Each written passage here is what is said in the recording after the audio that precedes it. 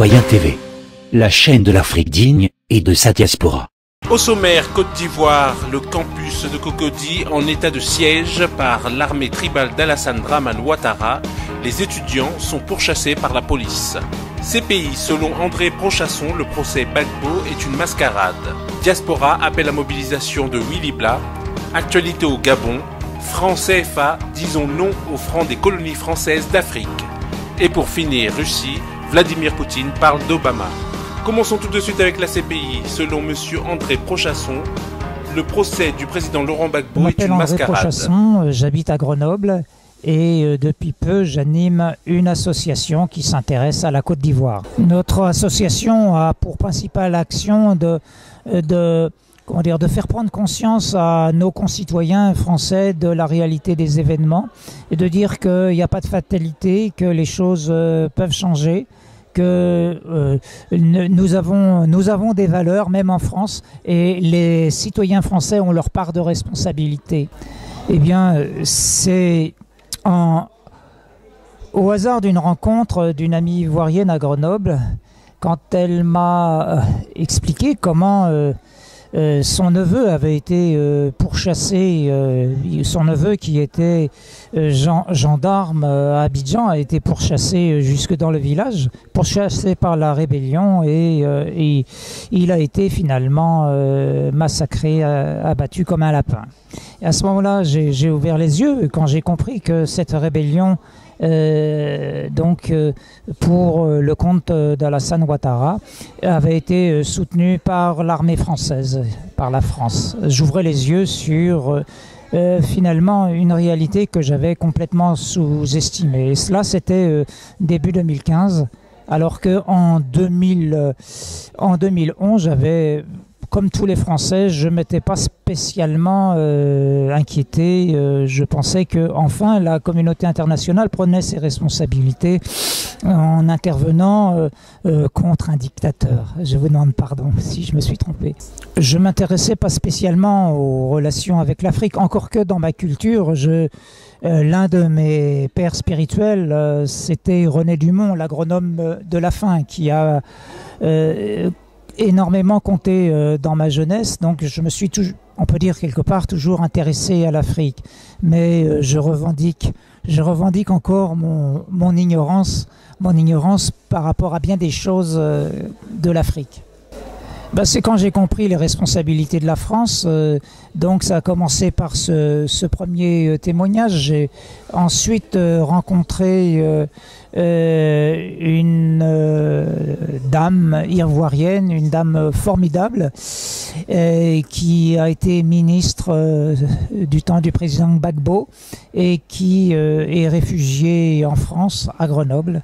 Et elle a beaucoup compté pour ma connaissance des événements. Finalement, pour reprendre une phrase célèbre, en Côte d'Ivoire, des Français avaient commis l'irréparable, même si majoritairement ce sont les acteurs de la rébellion qui sont responsables de l'irréparable. Des Français et des responsables politiques français ont concouru à des événements tragiques, que l'on peut qualifier d'indignes. L'appel que je lance aux Français, c'est ouvrez les yeux. En ce moment, on parle beaucoup de la Côte d'Ivoire et notamment le procès du président Gbagbo et de Charles Blé Goudé va reprendre le 9 mai à La Haye. Écoutez, tenez-vous au courant, informez et vous comprendrez que la réalité est quand même bien différente. Il faut quand même bien préciser pour mes amis français qui ne connaissent pas bien la situation, c'est que les charges à l'encontre du président Gbagbo sont somme toute dérisoires et que le procès ne fait pas sérieux, j'ai le regret de le dire. Certains ont pu qualifier ce procès de mascarade. Alors, à partir du 9 mai, le procès reprend. Regardez sur Internet, sur le site de la CPI, c'est retransmis avec un léger différé, mais on peut après regarder sur la célèbre YouTube. Donc, on peut aujourd'hui être au courant. Nous ne pourrons pas dire « je ne savais pas ». Tout de suite, Diaspora appelle à mobilisation de Willy Bla. Le président Laurent Gbagbo a encore besoin de nous. La première dame, Simone Gbagbo, a encore besoin de nous. Le ministre Blé Boudé a encore besoin de nous. Tous les prisonniers politiques et militaires de Côte d'Ivoire ont encore besoin de nous. Mobilisons-nous pour eux. Mobilisons-nous pour la Côte d'Ivoire. Mobilisons-nous pour recouvrer nos libertés confisquées. Mobilisons-nous dans ce formidable travail d'éveil de conscience pour dire la vérité sur la triste réalité de la Côte d'Ivoire qui est devenue aujourd'hui une prison à ciel ouvert. Chaque Ivoirien, chaque Africain doit prendre sa journée du mardi 19. C'est un jour où il y a ce qu'on appelle question au gouvernement. Tous les parlementaires viendront poser des questions au gouvernement. Eh bien, nous viendrons manifester devant l'Assemblée nationale le mardi 19 avril de 14h à 21h pour poser, nos questions aux parlementaires. Rendez-vous mardi 19 avril devant l'Assemblée nationale.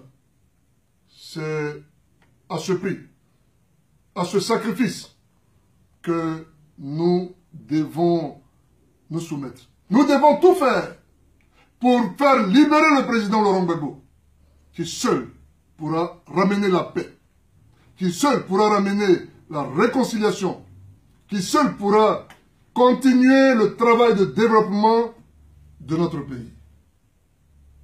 Vive la Côte d'Ivoire. Vive le président Laurent Gbagbo. Vive le combat dans lequel nous sommes engagés. Je vous remercie. C'est en faisant n'importe quoi qu'on devient n'importe qui. Le 9 mai 2016 à la CPI, qui dira n'importe quoi, qui sera n'importe qui. Rendez-vous le 9 mai 2016 à La Haye. C'est en faisant n'importe quoi qu'on devient n'importe qui. Tout de suite, actualité au Gabon, agriculture. Le Gabon, comme de nombreux autres pays producteurs de pétrole, est affecté par les faibles prix du brut. Plus que jamais, le gouvernement se tourne vers l'agriculture, pas seulement pour nourrir la population, mais aussi pour créer des emplois. Toutefois, les années de sous-investissement ne font que rendre la tâche plus difficile. L'un des nombreux marchés de Libreville. Tout est disponible ici à un bon prix. Mis à part les objets fabriqués, tout est importé et cela nous montre à quel point le Gabon est dépendant du pétrole et que les investissements dans l'agriculture n'ont pas été nombreux. Nous nous ravitaillons au grand marché Montbouette qui aussi se ravitaille aussi dans l'intérieur du pays et dans l'extérieur du pays, en tout cas en Afrique centrale. Donc disons le Cameroun aussi. Il y a des saisons où on en trouve, il y a des saisons où on n'en trouve presque pas. Où il y en a peu, où il y en a plus. Ça dépend. En saison de pluie, il y a plus de légumes qu'en saison sèche. Un secteur agricole peu développé ici signifie qu'il est moins cher d'acheter de la nourriture des pays voisins. Mais le problème avec cela, c'est l'importante facture des importations, le manque d'opportunités d'emploi et la menace d'étouffer le secteur agricole naissant. Mais tout n'est pas perdu. Le Gabon revient à l'agriculture et encourage les jeunes à profiter du grand potentiel du secteur. La meilleure idée ici, c'est de gagner le soutien du gouvernement, dont le financement. En fait, le Gabon espère obtenir une reconnaissance mondiale pour de telles initiatives. C'est une politique qui permet de mettre en valeur la jeunesse gabonaise, pour que la jeunesse gabonaise puisse se prendre en charge, puisse se saisir de son propre destin. Le projet en est à ses débuts et le gouvernement compte sur son succès pour l'appliquer dans toutes les provinces et avoir davantage de jeunes investissant leurs idées, leur temps, leur énergie dans la production agricole. Nous multiplions les rencontres avec la jeunesse, nous encourageons toutes les politiques qui visent à améliorer l'entrepreneuriat des jeunes et toutes les politiques qui visent à mettre la jeunesse au cœur du processus de développement. On espère que la jeunesse gabonaise et la jeunesse africaine de manière globale pourra effectivement prendre son destin entre les mains, que les économies dans nos pays soient aussi gérées par des locaux, des autochtones, par des Gabonais, par des Africains. Il faut que ce soit les Africains qui fassent l'Afrique de demain. Le Gabon produit du cacao, du café, du sucre, de l'huile de palme et du caoutchouc pour l'exportation. Mais même avec tout cela, il faut en faire beaucoup plus.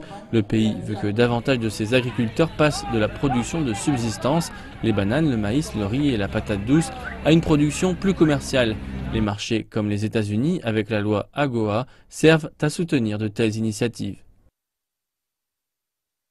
Donc nous pensons que ce n'est pas étranger, c'est juste la continuité, la ligne droite pour pouvoir prétendre continuer à pousser très haut l'entrepreneuriat, surtout dans le domaine de l'agroalimentaire, et on peut aller au-delà de l'artisanat et tout le reste. Le pays accueille cette année le forum de l'African Growth and Opportunity Act et il espère que ce forum encouragera aussi plus de jeunes à se tourner vers l'agriculture. Franc CFA, disons non au franc des colonies françaises d'Afrique, par Marine Le Pen.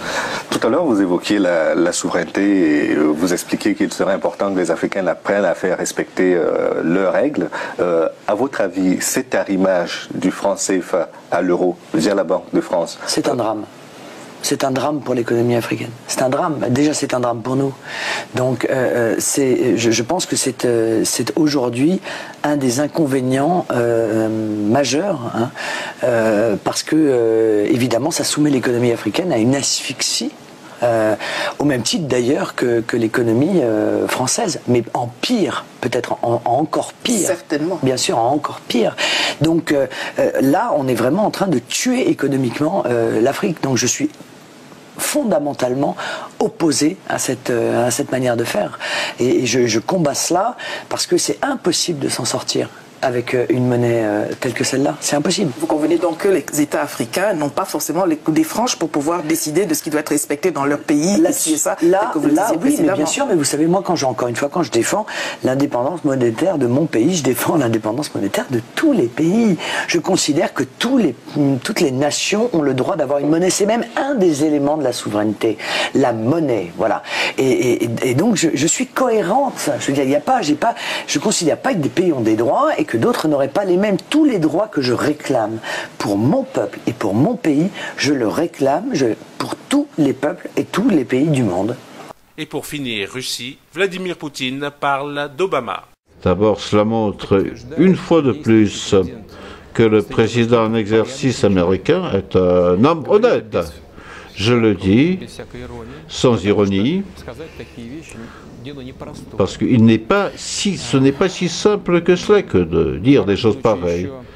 Barack même, quand il était encore sénateur, il a critiqué l'administration américaine pour l'Irak, en Irak, mais devenu président, il a commis des erreurs dont il a parlé lui-même, en Libye notamment. Et c'est bien que mon homologue a le courage de faire des déclarations pareilles.